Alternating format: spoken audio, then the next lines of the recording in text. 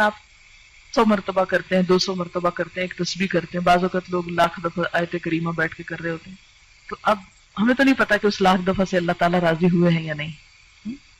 ویسے اس نے جب کہا ہی نہیں، مانگا ہی نہیں لاکھ دفعہ، تو ہم نے اپنے پاس سے بنا لیا. نہیں، میرے خیال ہے 1.25 لاکھ ہے، شاید میں غلطی کر رہی ہوں. وہ پتہ نہیں 25 اور کس نے بڑھائے ہیں، کس نے اپنے ہاتھ میں قانون لے لیا. خیر، اب یہ ہے کہ ہم تو وہ کر ہی نہیں سکتے، تو ہم اللہ تعالیٰ سے یہ درخواست کرتے ہیں کہ یا رب، ہم اتنی تیری تعریف کرنا چاہتے ہیں کہ جس سے تیری رضامندی حاصل ہو جائے، تو خوش ہو جائے.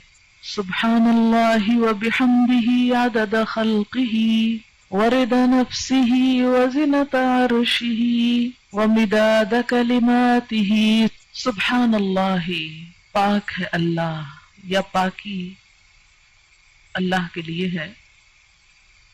وبحمدہ، اور ساتھ اس کی تعریف کے، یعنی اللہ کی پاکی بیان کرتا ہوں اس کی تعریف کے ساتھ. کتنی پاکی بیان کرتا ہوں، کتنی تسبیح کرتا ہوں.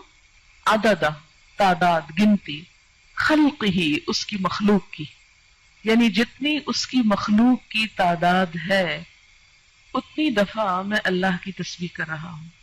تو اب جب ہم تسبیح کرتے ہیں، جیسے تسبیح پڑھتے ہیں دانوں کے اوپر، ہم کہتے ہیں سبحان اللہ سبحان اللہ سبحان اللہ سبحان اللہ، یا انگلیوں کے اوپر پڑھ رہے ہیں آپ، تو ایک وقت میں آپ کتنی دفعہ پڑھ سکتے ہیں؟ مثلا 1 منٹ میں چند دفعہ ہی پڑھیں گے نا.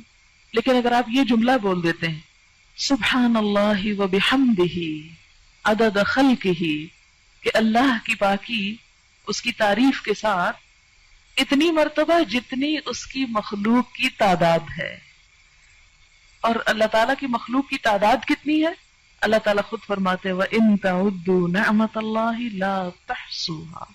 اگر تم اللہ کی نعمتوں کو گننے لگ جاؤ، تم ان کو گن نہیں سکتے، ان کا شمار نہیں کر سکتے. تو ہم تو گن ہی نہیں سکتے. اسی لیے کہتے ہیں نا کہ کما ينبغي لجلال وجهك، جیسی ہونی چاہیے ہم تو کرنے کے قابل ہی نہیں ہیں، ہماری تو زبان اس اہل ہی نہیں ہے. اسی لیے عدد خلقہ ورضا نفسہ، رضا کہتے ہیں رضامندی کو، نفس ہی اس کے نفس، یعنی اللہ کی ذات کی رضا کے مطابق، یعنی اتنی تسبیح، اتنی حمد کہ جس سے وہ راضی ہو جائے. وزنۃ عرشہ، اور اس کے عرش کے وزن کے مطابق. وزنۃ عرشہ، اس کے عرش کا وزن کتنا ہے؟ ہمیں تو کچھ معلوم نہیں کہ اس کا عرش ہے کتنا. امام مالک نے کہا تھا نا کہ اس کے بارے میں سوال بدعت ہے. سوال بھی مت کرو کہ کیسا ہے وہ، ہمیں نہیں معلوم، بس اتنا پتا ہے کہ وہ ہے، کیسا ہے یہ نہیں معلوم. وَمِدَادَ كَلِمَاتِهِ، اور اس کے کلمات کی لکھنے میں جتنی سیاہی درکار ہے. مداد کلماتی، اچھا وہ کتنی درکار؟ سورۃ الکہف میں آپ پڑھیں گے کہ اللہ تعالیٰ فرماتے ہیں کہ لو کان البحر مدادا لکلمات ربی لنفد البحر قبل ان ينفد کلمات ربی، کہ اگر یہ سارے سمندر سیاہی بن جائیں اور اس سے رب کی باتیں لکھی جانے لگے، اس سے پہلے کہ رب کی باتیں ختم ہو سمندر کی سیاہی ختم ہو جائے. ایک اور جگہ آتا ہے کہ 7 سمندر اور بھی آپ ڈال لیں اور اس کو سیاہی بنا لیں اور لکھنا شروع کر دیں تو رب کی باتیں ختم نہیں ہو سکتی.